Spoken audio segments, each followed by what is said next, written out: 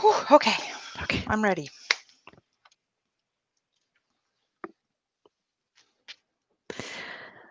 Good afternoon, and thank you for joining Bruce County Public Library for this live presentation. My name is Nancy Kuhl, and I'm the Program Coordinator for Bruce County Public Library.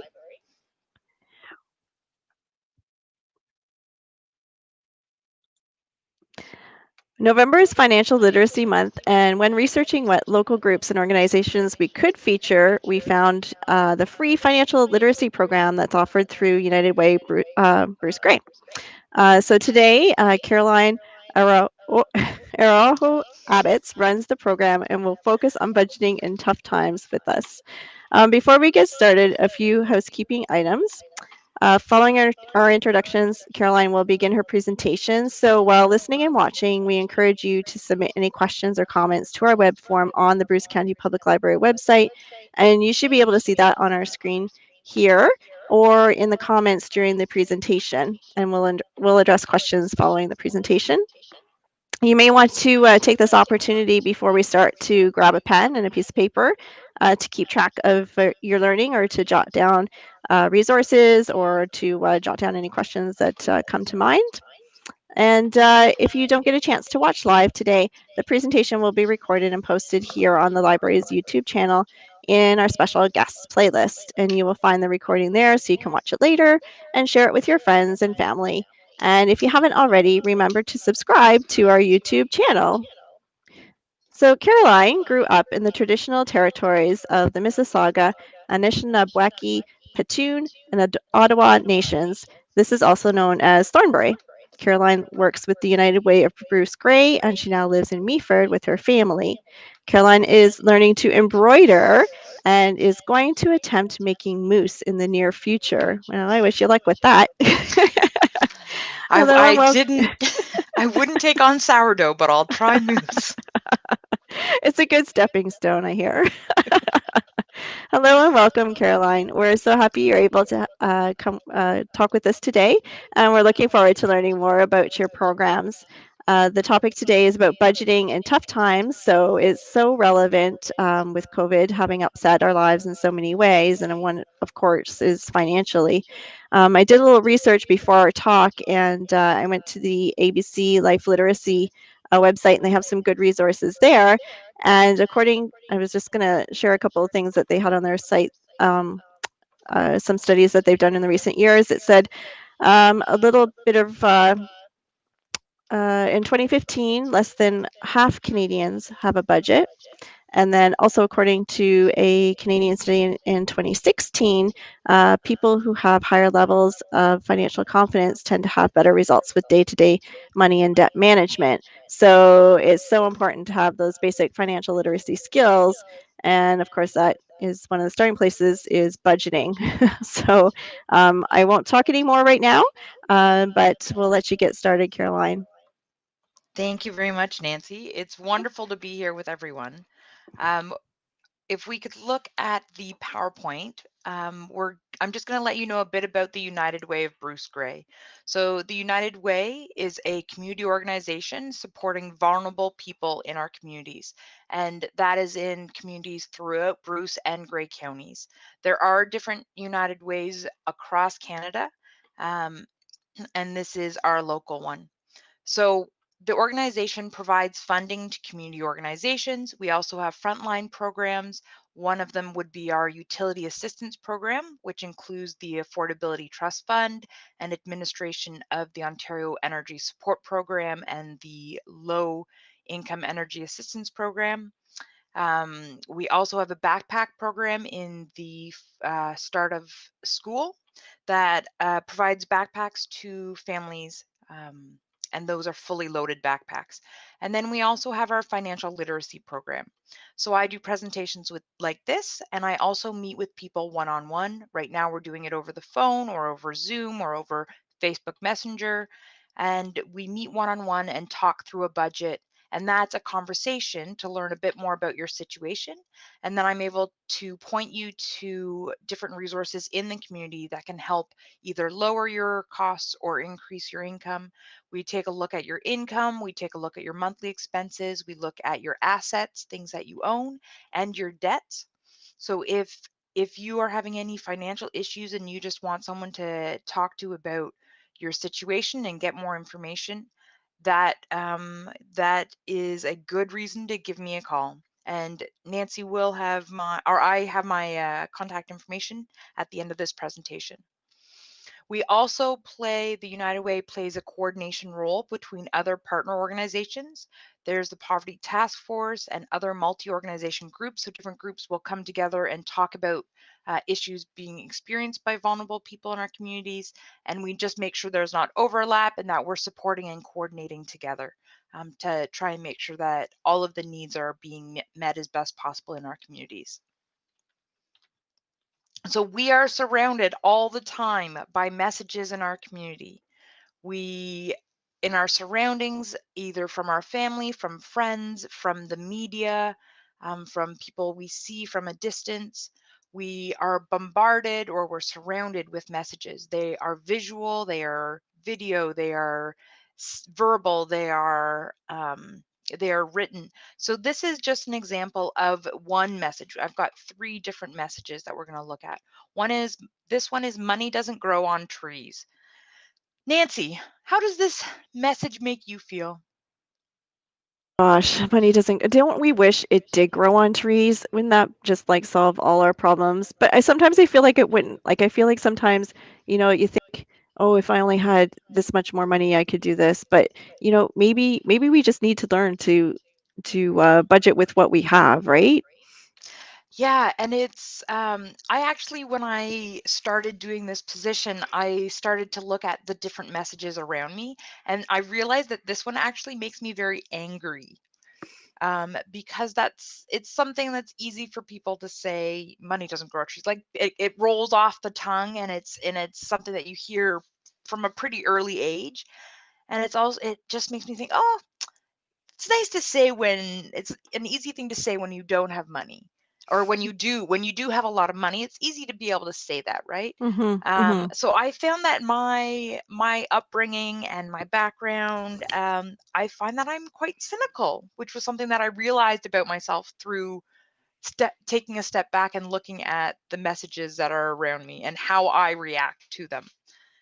We're going to look at the second one. The second one is a picture. It is of 2 soccer players coming into a stadium, I believe. And one of them is a gentleman. His name is Sadio Mane. He's with Liverpool. And he's got a cracked phone case. So if you look at his phone or phone screen, if you look at his screen, it's cracked. So that is a message about money.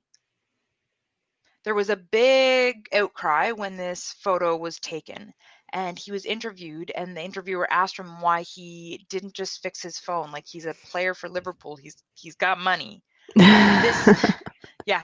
And this is what he said. He said, "Why would I want 10 Ferraris, 20 diamond watches, and 2 jet planes? What would that do for the world? I starved, I worked in the fields, I played barefoot, and I didn't go to school. Now I can help people. I prefer to build schools and give poor people food or clothing. I have built schools and a stadium. We provide clothes, shoes, and food for people in extreme poverty. In addition to, I give 70 euros per month to all families from a very poor Senegalese region in order to contribute to their family economy. I do not need to display luxury cars, luxury homes, trips, and even planes. I prefer that my people receive a little of what life has given me." So that was Oh. his response. Yeah. So there was just a big outcry because a new phone, for some that would be nothing, but how many phones do, if I had to replace my phone every time I cracked the screen, I would be going through a lot of phones. Well, this is true, right? Like, I mean, sometimes you're okay just, making do with a crack in your screen, and maybe that money could go to something a little bit more meaningful. Yeah. And then this is the third message we're going to look at. We can tell our values by looking at our checkbook stubs. This is by Gloria Steinman. It's a bit dated. Checkbook stubs would probably be referred to now as, We might have to your. talk about what a checkbook stub is. I know. That's amazing. And she was so progressive at the time. Like, this was such a, this checkbook stub made sense. Now we don't use checkbook stubs very much. So we can tell our values by looking at what we spend our money on. We Right. put value and priority when we spend our money. The things that we buy, we consider those priorities, or we consider those in some way important to us. They have value. So one of the things we're going to talk about later is um, does your budget, does your current spending reflect your values? And that's one way to review your budget and review what you're spending on, and make a decision about what's the most important thing, what are your wants and what are your needs, is looking at your priorities. So we're going to get into that. So why do finances matter? I am not a carpenter. I cannot make tables or a chair. So I use money to buy things that I can't make. We all sort of specialize in something that we can do, and then we pay others value. We pay them money for things that we can't make ourselves. Costs are increasing without an equal increase in incomes. So that housing right now in our area is the cost of renting and the cost of buying a home is just astronomical.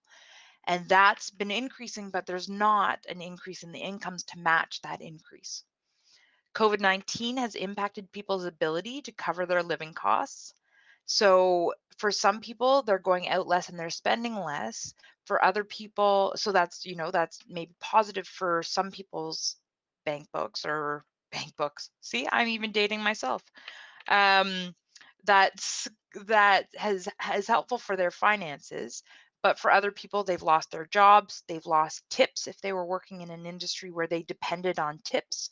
They've lost, they've really lost the ability to cover their basic needs. Our health is closely linked to our finances. How much stress do people have when they're thinking about their debts, when they're thinking about making ends meet, when they're thinking about making payments, or how they're going to get through Christmas? The stress of all of that, that impacts your mental health, that impacts your physical health.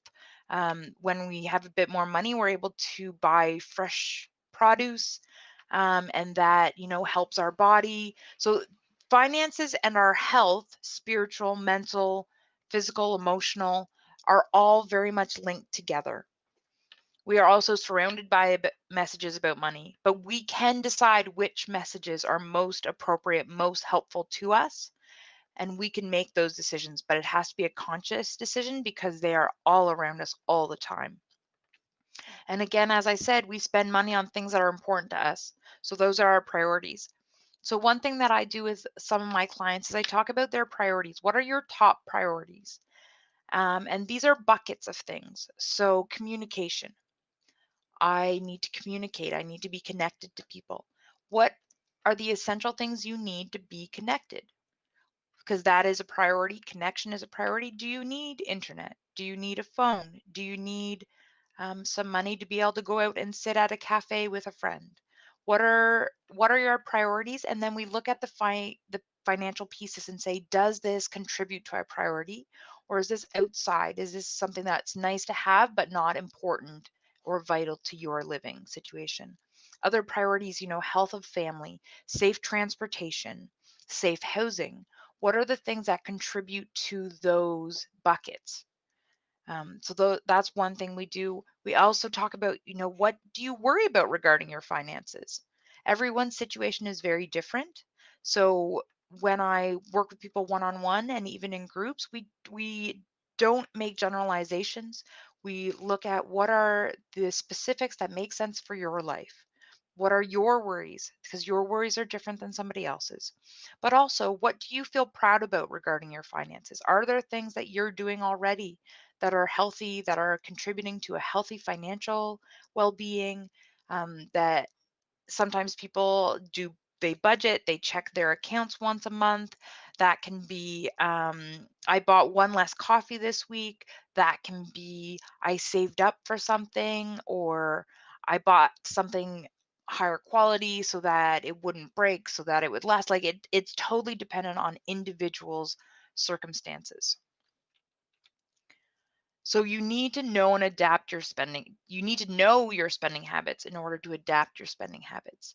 So another question that we look at is, how do you keep track of your money? And this will work differently for everyone. So written budgets, online banking, jar envelope methods. Some people have jars and they use cash for certain things. And once the cash in that jar is gone for the month, that's it. They don't refill that jar until the next paycheck or the next month when income comes in. They'll use the jar or the envelope. With the envelope method, if you use your debit, you can keep receipts and minus off. You can write on the envelope the amount that you have budgeted for that bucket, and you can minus off whatever is on the receipts and put the receipts in the envelope. These are different methods that work for different people. Budgeting apps on smartphones. If you're really tech savvy and you want to use your smartphone, there are a plethora of budgeting apps that are available. So there's also a lot of negative feelings around budgeting and money. They're very loaded words. They have a lot of emotions connected with them. Um, but when it comes down to it, money is something that we all agree has a certain value and that we are going to trade it for other things. It is a tool. Um, and when we like to try and take the emotional piece out of it in order to just be able to look at it clearly, look at our financial situation clearly, and then be able to make decisions based on evidence instead of just based on emotions. Emotions are always part of it, but we want to try and make and the emotions based on what are the evidence. And budgets are the same. Budgets are a tool, and they can help you build or they can help you destroy. Just like a hammer, you can either rip down a wall or you can build up that wall with nails. So they are quite neutral tools, and you want to use the most appropriate tool for the job. So when the previous screen, we looked at tracking your money. Does a written budget work better for your lifestyle? Does looking at your online banking work better? Does using physical checks make more sense for your lifestyle, or do e-transfers make more sense for your lifestyle? This is all very much about what fits into your lifestyle. And then also, the tool needs to change based on the situation. So if my situation changes, that's an excellent time to go back to my budget and find out what has changed about my financial situation and what can I do to make it as positive as possible. Also, without one of the big things I like to do is encourage people to track their spending, because without knowing how much money is coming in and going out of your household, it's really difficult to make any changes at all.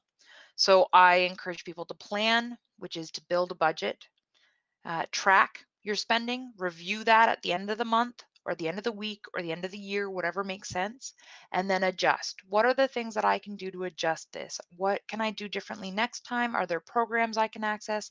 I'm going to adjust it for the next month, the next year, whatever, the next week. And then you're going to track, review, adjust, track, review, adjust. And it's a learning process. So you don't need to be perfect right away. You probably will never be perfect, but you will learn something each cycle. This is an example of a budget. So we have the monthly costs in the first column, and we include things like the rent or the mortgage, phones, insurance, bank fees, hydro. We look at all of the things that cost you money each month, and you put it in there, and when you add them all up, it gives you what are your monthly expenses. You also want to look at what are your income. And we're going to get more specific into these buckets or into the categories in a few slides, but you want to look at your monthly expenses, your income, all sources of income. What are your assets? What do you own that could be worth some money? And what are your debts? And from that, that gives you quite a clear look at what your financial situation is. In this person's case, their monthly costs and their debt payments are $300 higher than their income. So what are the things that they could do to adjust it? We're going to get into that in a little bit. This is another method. This matches your income payments to bills.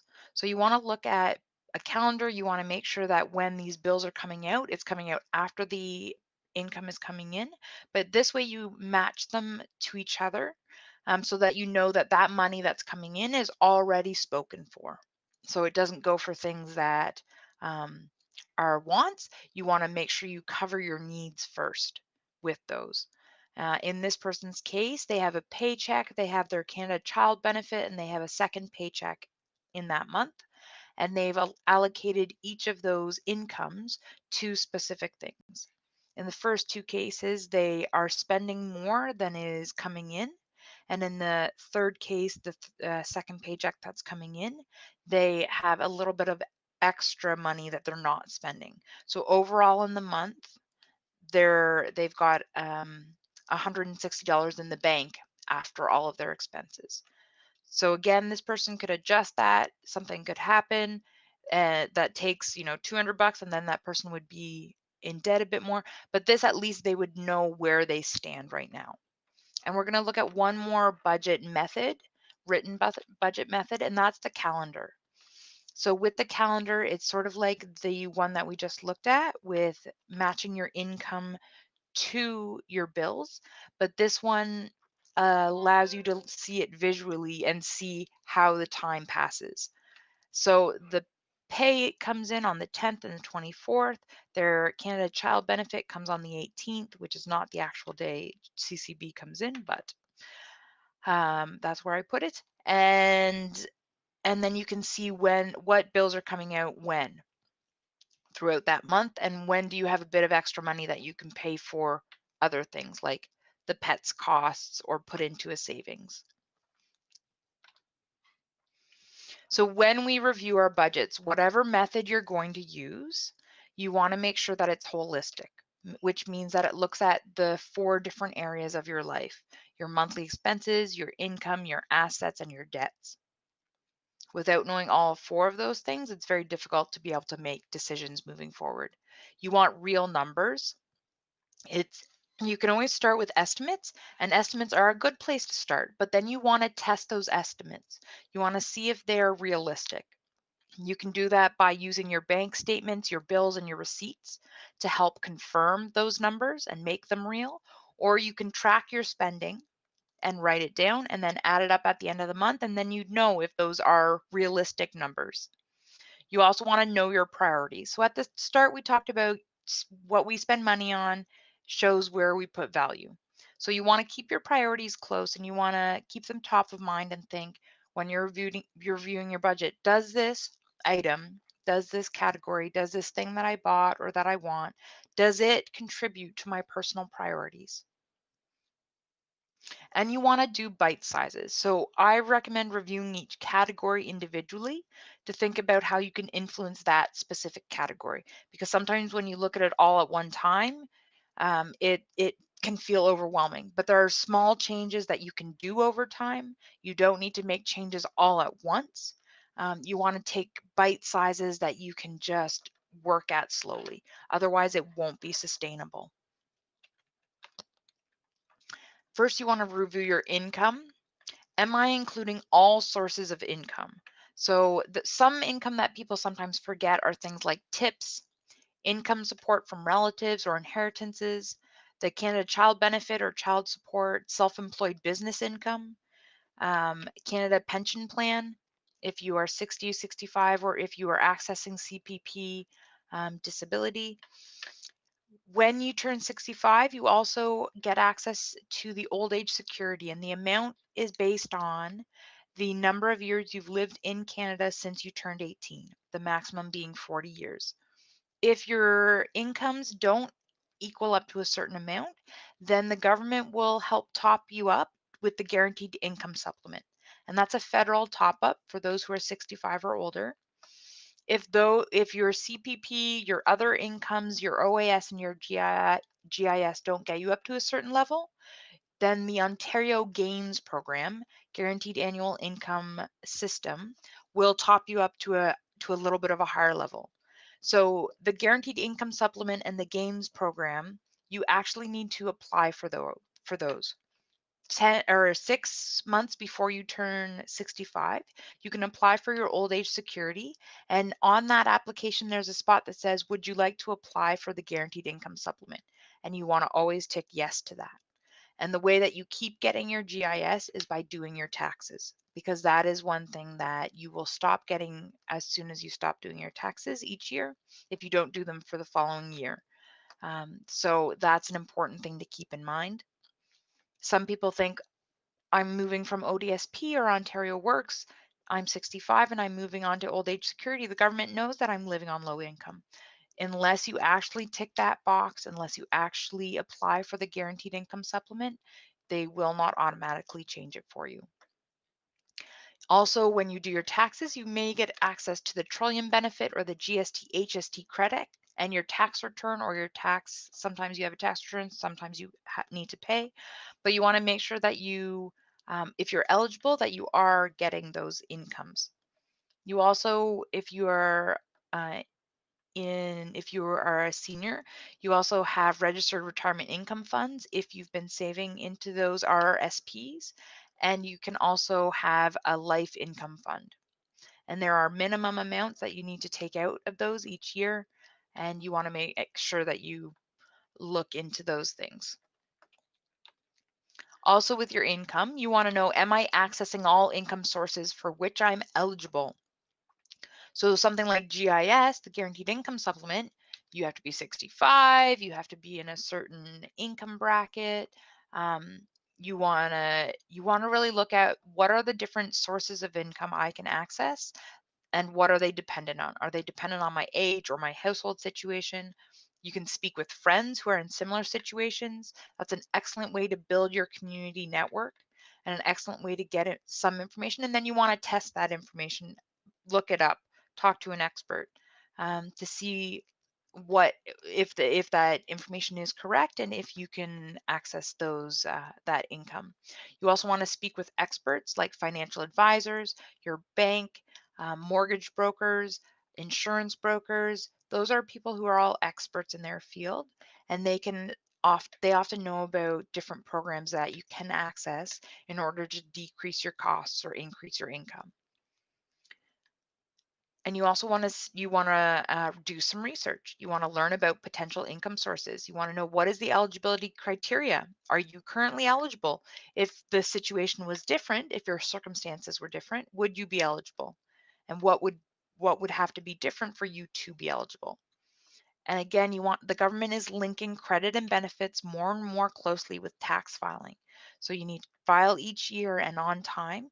You don't need to file and all of your back taxes at once. You can start with the most recent year and file that and then move backwards slowly over time. And a good place to work, or a good place to check, is 211. You can see the poster behind me. You can call 211 just like you dial 911. You dial 211 from your phone, and they will connect you with different services in your community that can help you. And tax filing for people who are living on low income is one of the services offered. And those are the community volunteer income tax clinics. So if you are living on a low income and think you may be eligible, I would give 211 a call and see where your closest tax filing program is located. And then once you look at your income, and max that, you want to look at your monthly expenses. Am I including all expenses? Are there any expenses I have missed? Like, some things that people often miss are bank fees, including overdraft fees. That $15 each month adds up if that's your bank fee. And if you're paying that and not keeping track of it, then you don't necessarily know if there's a change in it. Small purchases that add up, like coffee and bus fare. And this is not to say these are the things you need to get rid of.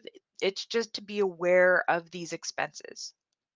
Transfers to savings accounts, costs related to pets, seasonal purchases and costs, cash payments, so delivery tips, Kijiji purchases, laundry. I personally love Facebook Marketplace and love to shop there. and I have to make sure that I keep track of when I actually buy things on there, because it's usually with cash, and I don't necessarily think about it the same as with my debit card. Other people are different in that they don't think about it when they do their tap with their debit card, but they're very conscious of when they spend cash. So it's all based on your circumstances. You want to keep track of if you make donations. You want to keep track of that for your budget, but also for your taxes.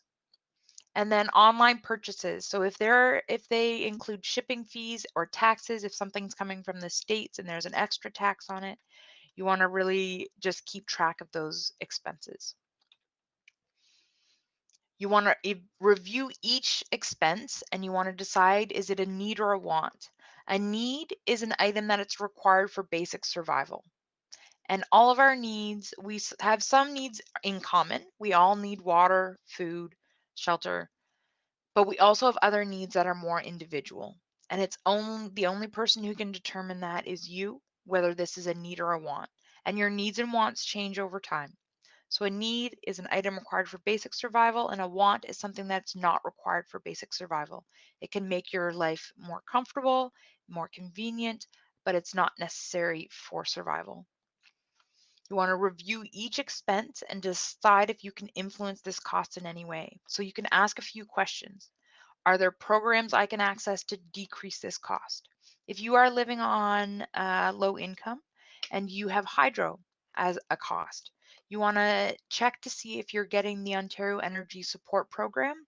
It'll be on your bill, and that OESP, it gives you a monthly credit on that hydro bill. So that brings down that cost. If you are in arrears, so if you owe the hydro company and you're living on low income, you may be able to access the Low Income Energy Assistance Program, the LEAP program.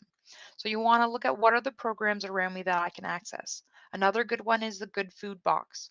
That is administered through the public health unit, but there are not-for-profits all over Grey and Bruce counties that help to administer that program, where you can get access to a box of fresh produce at a very reasonable price, and that is a program that can help you decrease some of your grocery costs.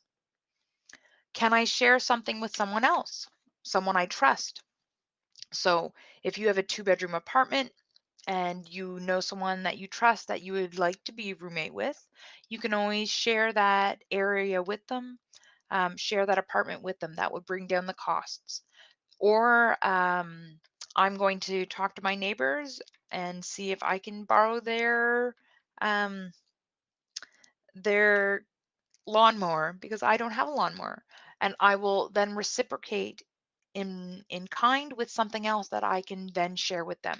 So can you share something with someone else? If a certain thing that you want to buy at the grocery store is on sale and the other person agrees, you can sometimes go in and share a bulk purchase, and that would help you both minimize your costs for something larger.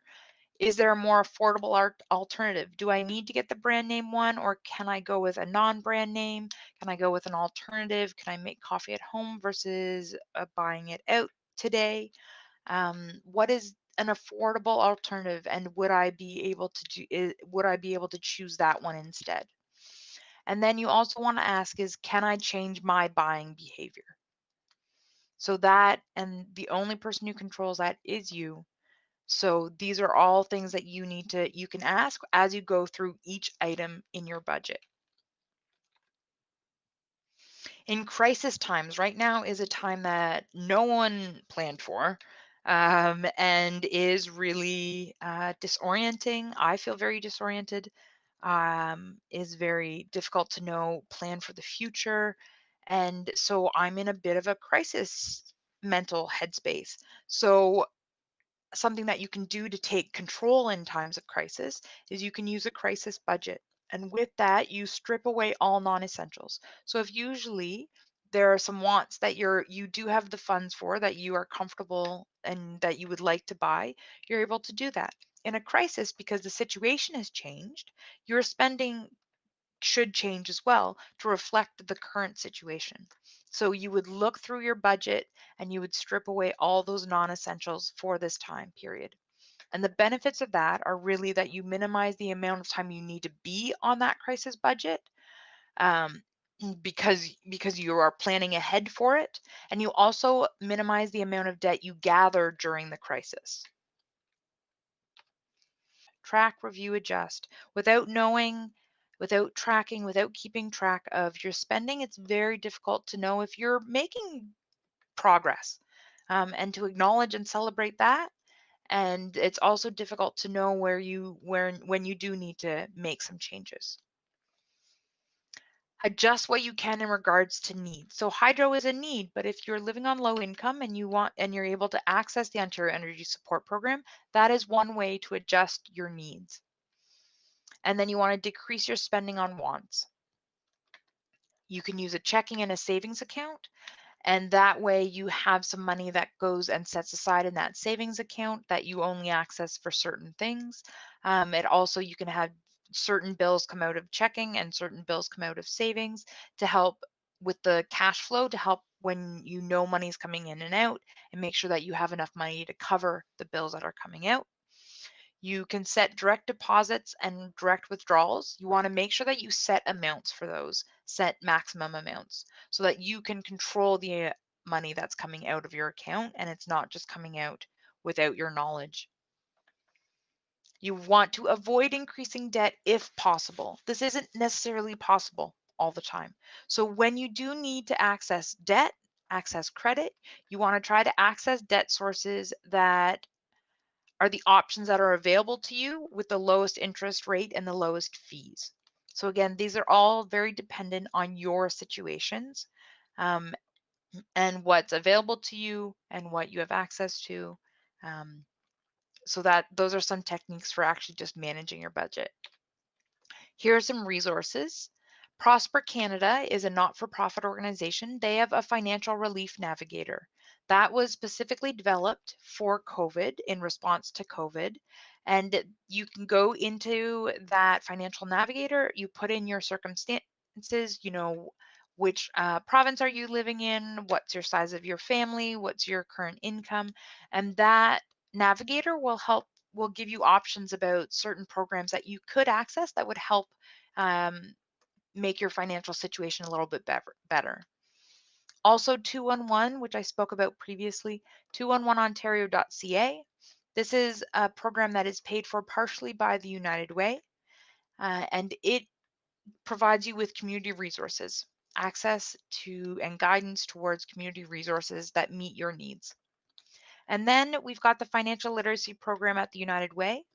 My email is there, advice@unitedwaybg.com, ADVICE, advice@unitedwaybg.com. That goes directly to me. And this cell phone number, 519-378-4773, 519-378-4773. That cell is my work cell and that comes directly to me. If you forget any of this information, you can also call the United Way Bruce Gray. You can get their number through 211 or on the website, and they will be able to guide you towards me. So that's it for my PowerPoint. I do want to show you right now we are doing a financial holiday season preparation series through our social media. We've got a blog, which I am showing right now. Last week was our first week, and there will be another one. Sorry, that's my phone in my house.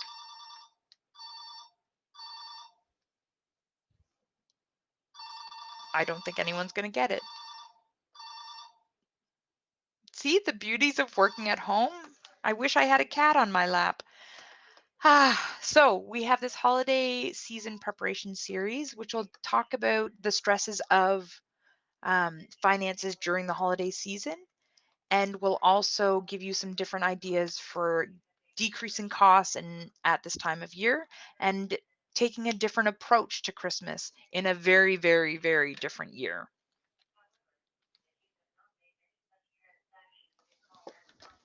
Apologize, 1 second.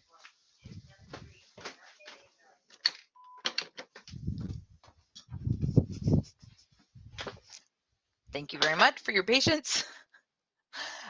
So you can look at this series and follow us for the next few weeks. It's on our blog, which is on our website at unitedwayofbrucegray.com. You can also go on Facebook and look for and search the United Way of Bruce Gray, and you'll be able to follow our organization page. Do we have any questions, Nancy?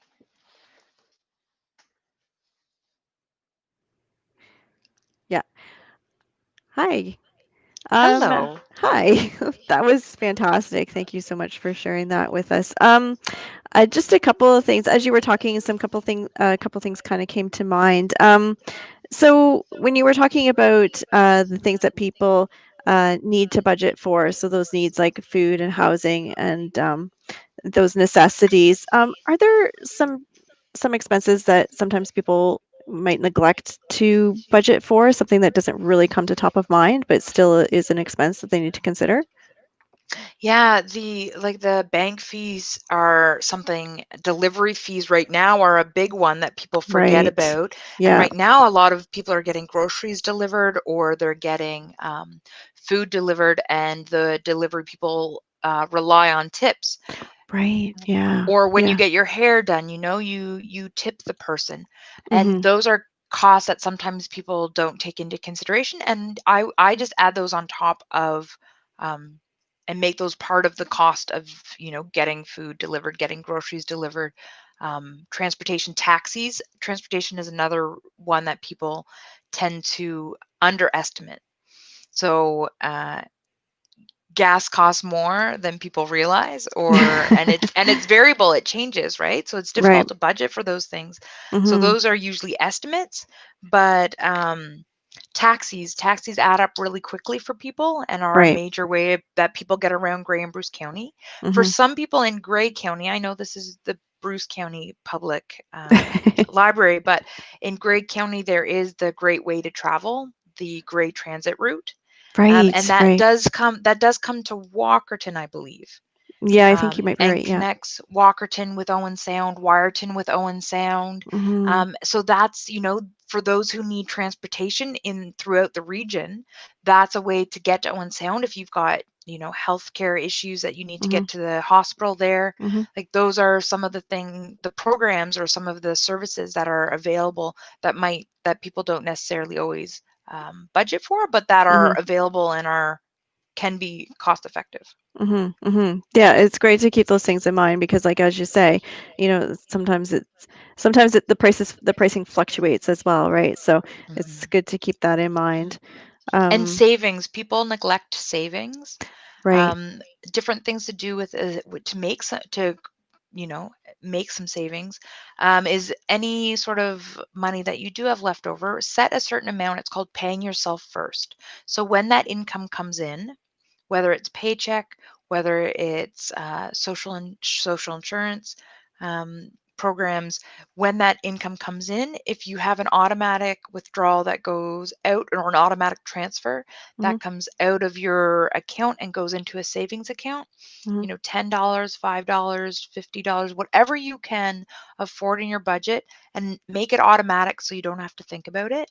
Mhm. And that way, when there are issues that come up, um, car tires need to be changed, your car breaks down, Mhm. there's a leak in your floor, like whatever Mhm. the emergency is, that creates some savings for emergencies, but it Mhm. also can create some savings for different goals that you have that you want to buy. Right. There's a lot of like using your credit card so I can get it now and pay for it later, but you're paying interest on top of that. So you're not Right. just paying the cost of that thing, you're paying interest on top of the cost of that thing. Whereas if Right. you saved up part of it, then you're paying less interest. If you save up all the way, savings are something that really gets neglected. Another thing that people can do through their banks is an automatic savings plan. So that would, when you use your debit, it'll Mhm. round up whatever the purchase is to the closest dollar. Mhm. And at the end of the week or at the end of the day or whatever, it transfers the top up amount to a savings account. So that's an easy way that you don't necessarily have to budget for $10 or $5, but it's a way that you can add some savings. Oh, that's cool. Yeah. I like that. And it's funny that you talked about the pay yourself first because I had written that down about that the pay yourself first philosophy after you pay your expenses, your necessities, and then setting aside. Like you said, it could be $5 or $10 or $20, whatever.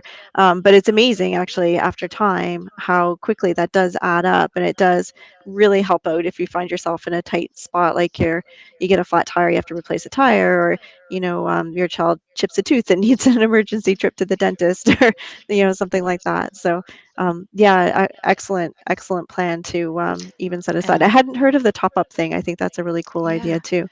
Yeah. And there's also this satisfaction with buying something with money that you have saved. Mhm. Mhm. And it also decreases the need for credit because a lot of people don't have access to credit cards, Mhm. or their credit score is very low, and it makes it difficult to be able to access credit. But to decrease the need for accessing credit, savings is a good alternative for that situation as well.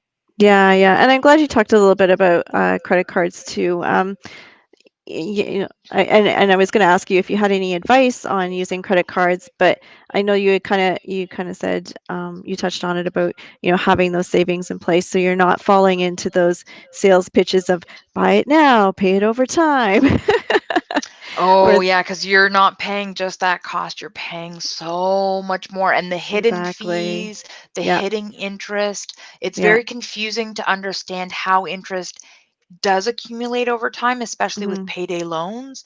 Like Mm, the interest on those loans can sometimes, and the interest and fees on payday loans can sometimes come to over 100%, right. which is Yes. just astronomical, and it just takes my breath away, and it's so hard. But that's for some people, that's the only access to credit they have. And Right. if it is, then trying to use it as little as possible, as Hmm. smartly Yeah. as Yeah. possible.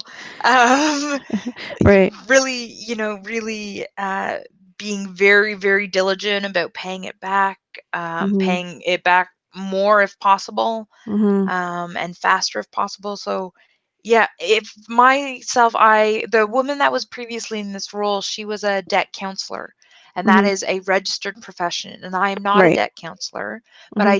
I am able to connect people to Credit Canada, which is a Hmm. not for profit that does do debt counseling. And Hmm. part of the first step that they do is a budget. So I Hmm. help do that first budget step, see what local programs the person can access, and then guide them towards Credit Canada. And I work with a wonderful woman there, who just is so fun, but also so knowledgeable Right. about what are your debt options, because bankruptcy is not the only insolvency option. There are lots of different options, Hmm. and really knowing what your options are is very, very powerful and can be very liberating from the stress and the worry and the anxiety of not knowing. Right, right. And I'm glad you talked about that because I was just going to ask you about debt consolidation or services that will help people who need some assistance with debt. So thank you very much for talking about that, for sharing that little tidbit of advice. So call Caroline. She'll help you get started. It was very exciting yesterday. Okay, so I started in this position in June, Hmm. and yesterday I hit my 100th client Wow. since June. So Yeah. that was really exciting for me, Yeah. to just see, how many people are using the service, and Mm. every single one's experience situation is slightly different. Oh, yeah, Um, of course. It's such an individual thing, right? oh yeah, Yeah. and it Yeah. comes with different stresses and different realizations all the time.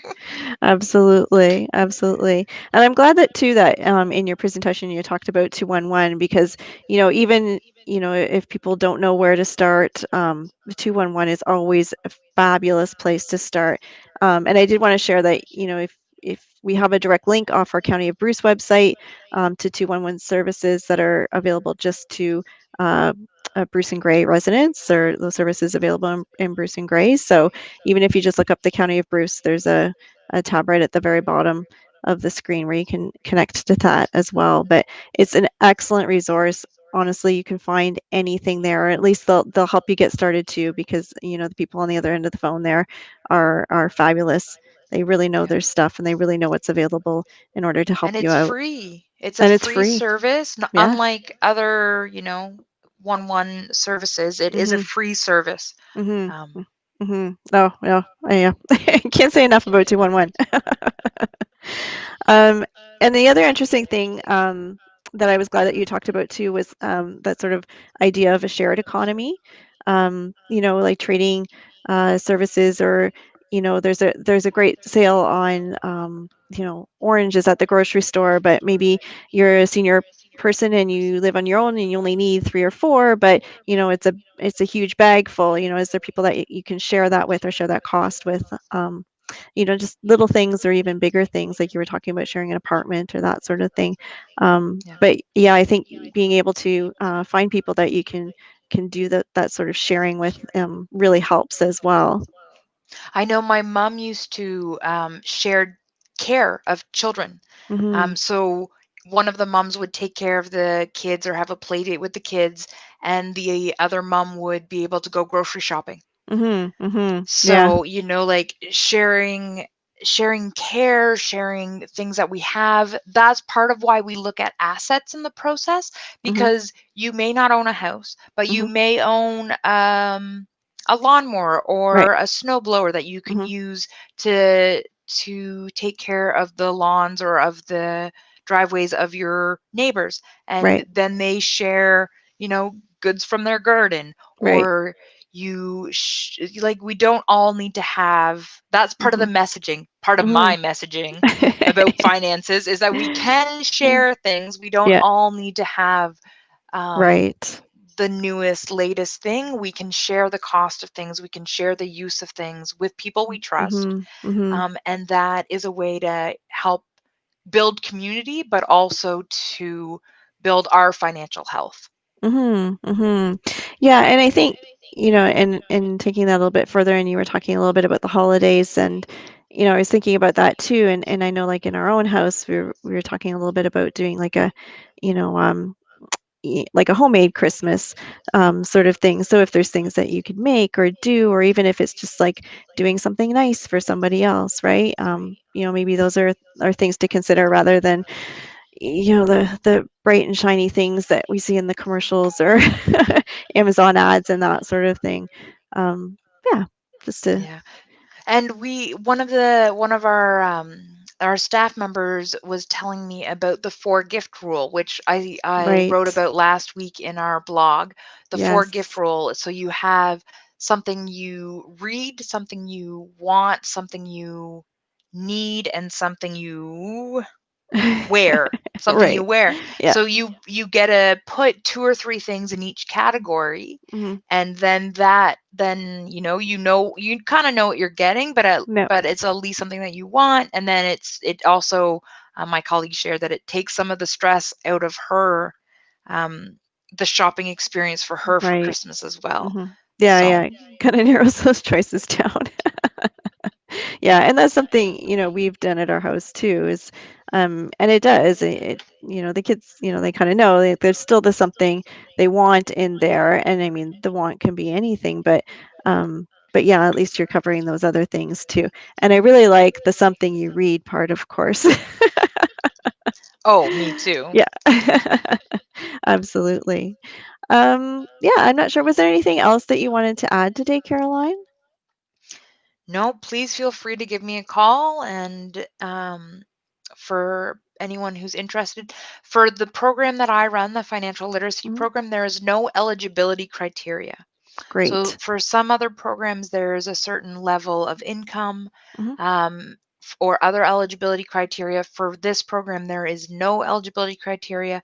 I will talk to anyone who just wants to chat about finances or issues they're experiencing. Um, Please feel free to give me a call or send me an email, and I will be getting back to you Following all protocols. All the protocols. Excellent.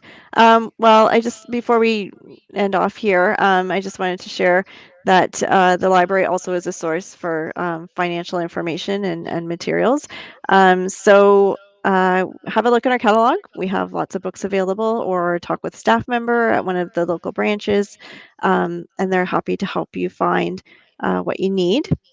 And budgeting books, even for small children, even starting out with your kids, there we have books about advice for starting out with young children, and what they need to know, and the things that you could be teaching them and should be sharing with them, to make them financially responsible. I think And you other guys are a than that, tax clinic provider. yeah, we have provided tax clinics. We're trying to figure out if there's a way that we can do it this year with COVID. I'm hopeful that we're going to be able to do it. We're not quite sure how, but we should know either way within a couple weeks whether we're going to be able to do it or not. So, um, yeah. And if not, again, 211 is a great place to find that resource, because they have all the area tax clinics listed as well, because it's important to get those taxes done so you get what you're entitled to, right? So, and it certainly helps. And it always amazes me. It's such a great program, and in our communities, and it's always such a great feeling to know that you've helped that many people in your communities. Um, yeah, yeah, it's can't say enough about the tax program. It's wonderful. Love it. So thank you to the people who are continuing to do it. I think the YMCA in Hanover was one that continued with drop-off taxes in the spring when everything shut down. So kudos to them. But hopefully we'll be able to get on board with that again. But thank you, Caroline, for sharing your information with us today. And again, for more information, please feel free to contact her at United Way Bruce Gray, and we'll post her contact information here as well. And so thank you also to our digital services coordinator for looking after all the technical details today, uh, bringing people in and out, and making sure the PowerPoint presentation got up on screen and everything. So good job with that. And thank you to our communications coordinator for setting up our YouTube event for us, and for promoting the event. So it's just another shout out to remember to subscribe to Bruce County Public Library on YouTube. And you can find more live and recorded presentations there, including stories for children and activities you can do at home, and our other library talks with programs, and some other presentations there as well. So speaking of which, our next one is next Friday, November 27th, which is a PD day. So we've scheduled a children's author. She's going to give us a little tour of her studio and show us how to draw one of her little characters and tell us what she's working on next. And that's Ashley Spires. You might recognize the author's name. She writes Binky the Space Cat, and some other really lovely little children's books. So really excited to host her. One of the benefits maybe of, of COVID is we get to have the opportunity to host people that are a little bit further out of our normal reach. So Ashley actually lives in British Columbia, so she'll be joining us from there on next Friday. So that's at 2 o'clock in the afternoon. And yeah, thanks again to Caroline, and thank you everybody for tuning in with us today.